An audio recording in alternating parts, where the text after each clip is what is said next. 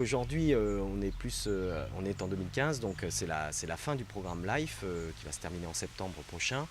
Et c'est vrai qu'on peut effectivement faire un bilan de ce programme qui s'est déroulé sur 5 ans, donc à La Réunion et dans d'autres DOM. Et clairement, je pense que ce projet, ce programme a pu apporter de nombreux bénéfices pour l'association.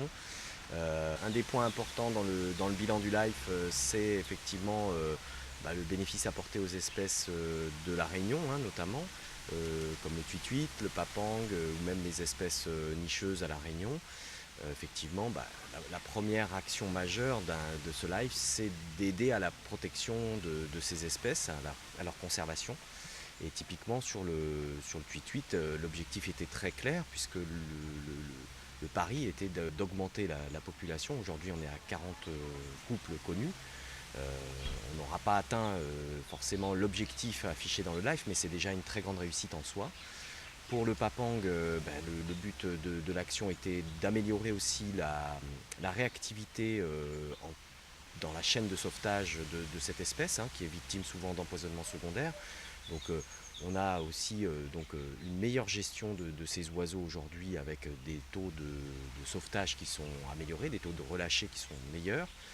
Et puis sur les espèces plus classiques de la Réunion, on a quand même encore assez peu d'informations sur ces espèces, et la mise en place du stock va permettre de mieux comprendre déjà leur distribution à l'échelle de l'île, et puis aussi dans le temps, bien sûr, c'est le principe du stock, de voir leur évolution dans ces habitats qui sont parfois soumis à des modifications. Donc clairement, c'est un apport aussi en termes de connaissances très important.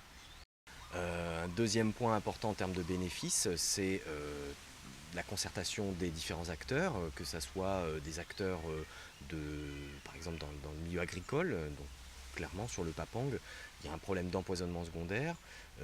Nous avons rencontré les agriculteurs, nous avons rencontré les structures qui gèrent la mise en place des campagnes de dératisation.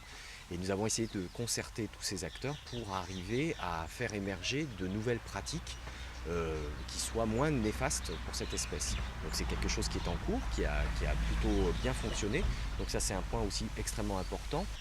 Un autre point aussi important dans la concertation, c'est de retrouver aussi les acteurs, mais souvent les financeurs, et de les retrouver autour d'une table et de discuter de ce programme. Donc ça a recréé du lien aussi entre ces grands acteurs locaux et la CEOR et le parc national qui est partenaire, pour arriver à avancer ensemble. Et je dirais même à l'issue du live, c'est de voir que finalement ce programme a permis de reconstruire des liens qui parfois étaient un peu fragiles, et nous permet d'envisager un petit peu mieux l'avenir sur des programmes futurs, sur des espèces critiques notamment.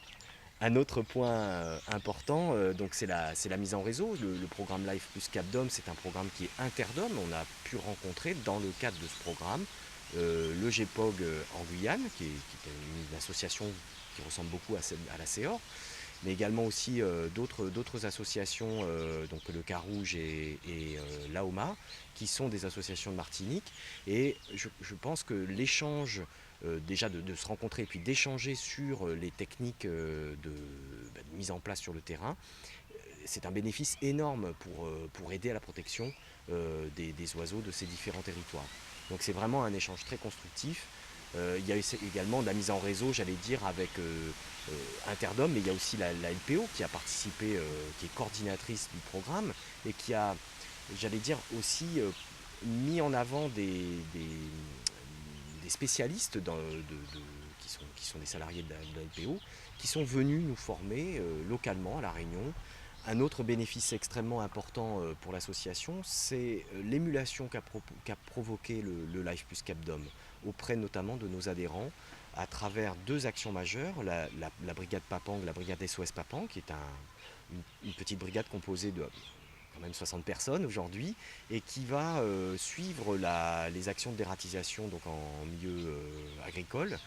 Et donc ce dispositif n'existait pas avant l'arrivée du LIFE, et quelque part c'est le LIFE qui a impulsé ce déploiement cette formation et ce déploiement de bénévoles sur le terrain, qui maintenant sont autonomes et qui pourront aussi participer à d'autres programmes parce qu'ils ont, on va dire, acquis des outils méthodologiques, hein, des suivis, faire des suivis, faire être ponctuel, savoir remplir des fiches, etc.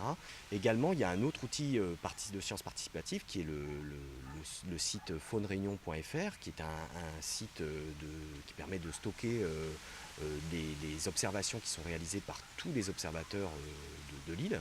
Et quelque part, c'est aussi une communauté qui alors était peut-être préexistante, mais qui s'est développée de façon importante. Aujourd'hui, on a plus de 100 contributeurs, donc c'est quand même un moyen comment dire, de rassembler ces gens autour d'un outil.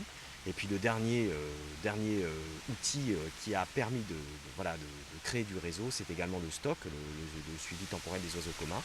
Aujourd'hui, nous avons aussi une soixantaine d'observateurs qui sont formés, alors qui sont des bénévoles ou des agents du parc national ou de l'ONF ou du CEN, du Conservatoire des espaces naturels, qui contribuent et qui ont été formés dans le cadre de ce programme.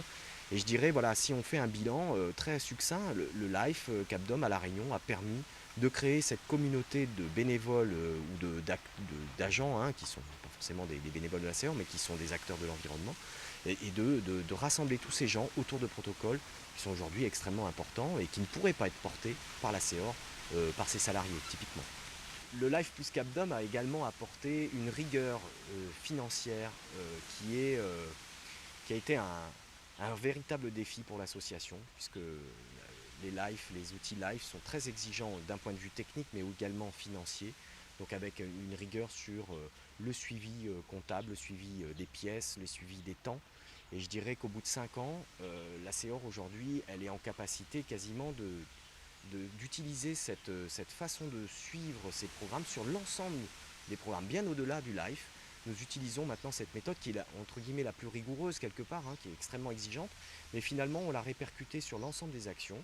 Et aujourd'hui, on peut dire que clairement, on a une meilleure visibilité, une meilleure façon de gérer l'association. Un autre point important pour l'association, en termes de création d'emplois, le LIFE a permis de recruter 2 personnes, dont une est maintenant en CDI et l'autre est encore en CDD, mais bientôt en CDI, donc sur des actions sur le tweet ou sur le stock ou le réseau de sites, des actions portées par le LIFE. Et l'idée est bien d'aller au-delà, d'aller vers une pérennisation de ces postes. Un dernier critère important du live, c'est l'image qu'a permis de véhiculer le programme Live plus Cap d'Homme. C'est un programme d'envergure qui dépasse la Réunion, qui est Interdome, et qui a permis à la CEOR d'apparaître dans ce programme, aux côtés notamment à la Réunion du Parc National. Donc quelque part, c'est aussi une mise en lumière de ces territoires qui regroupent à nouveau plus de 85% de la biodiversité française. Donc il y a un enjeu extrêmement important. Voilà, on apparaît dans ce programme et on est peut-être plus en lien avec ces structures qui nous découvrent parfois, parce que l'isolement, on est à 10 000 km de la métropole, on est un petit peu isolé, et donc quelque part ce programme a permis de rapprocher les territoires. Et également au niveau national, de pouvoir faire parler des Outre-mer, de faire connaître nos actions était un réel défi, mais aussi une chance de pouvoir apparaître aux côtés de toutes les structures qui font déjà de la protection de l'environnement.